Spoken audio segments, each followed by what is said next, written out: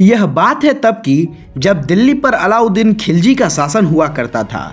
ईस्वी सन 1298 में अलाउद्दीन खिलजी के सेनापति अलगू खां और नुसरत खान ने गुजरात विजय अभियान किया।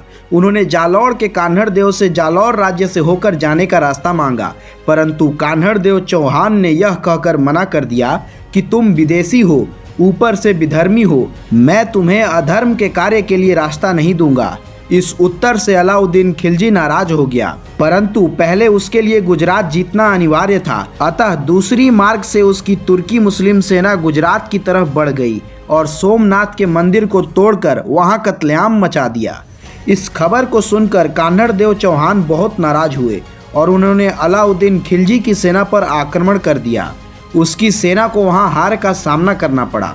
कान्हड़ देव चौहान के हाथों हार के बाद अलाउद्दीन खिलजी उनका कट्टर दुश्मन बन गया। कान्हड़ देव चौहान का एक पुत्र था, बीरम देव चौहान। समूचे राजपूताने में उसके जैसा कुश्ती कोई नहीं लड़ता था। वह बहुत ही बहादुर और सूरवीर योद्धा था। बीरम देव की शोहरत और व्यक्तित्व के बारे में सुनकर दिल्ली की तत्कालीन बादशाह अलाउद्दीन खिलजी की पुत्री शहजादी फिरोजा का दिल बीरम देव पर आ गया। शहजादी ने किसी भी कीमत पर उनसे शादी करने की जिद पकड़ ली और कहने लगी, बर बनूं बीरम देव, ना तो रहूंगी अकन कुंवारी, अर्थात निकाह करूंगी तो बीरम देव से, नहीं तो अक्षत कुंवारी रहूंगी। बेटी की जिद को देखकर अलाउद्दीन खिलजी ने अपने हार का बदला लेने और राजनीतिक फायदा उठाने की सोचकर अपनी बेटी के लिए जालौर के राजकुमार को प्रणय प्रस्ताव भेजा, परंतु बीरम देव ने यह कहकर प्रस्ताव ठुकरा दिया, मामा लाजे भाटियां कुल लाजे चौहान, जे मैं परणु तुर्कणी तो पश्चिम उगे भाण। अर्थात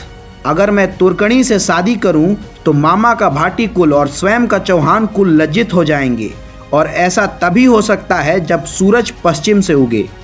इस जवाब से आग बबूला होकर अलाउद्दीन खिलजी ने युद्ध का ऐलान कर दिया। कहते हैं कि 1 वर्ष तक तुर्कों की सेना जालौर का घेरा डालकर बैठी रही। कुछ दिनों के बाद भयंकर युद्ध का आगाज हुआ। 22 वर्ष की अल्प आयु में ही बीरम देव चौहान ने केसरिया बाना पहनकर भीषण युद्ध किया। इस भीषण युद्ध के बाद बीरम देव 22 वर्ष की उम्र में ही वीर गति को प्राप्त हो गए। अंत में तुर्की की सेना बीरम देव का मस्तिष्क लेकर दिल्ली की शहजादी के पास पहुंची। इसे देखकर शहजादी फिरोजा बहुत दुखी हुई और उसने मस्तक से ही बोला कि मैं तुमसे शादी करूंगी। ऐसा सुनते ही मस्तक लुढ़क कर गिर गया और पीछे मुड़ गया।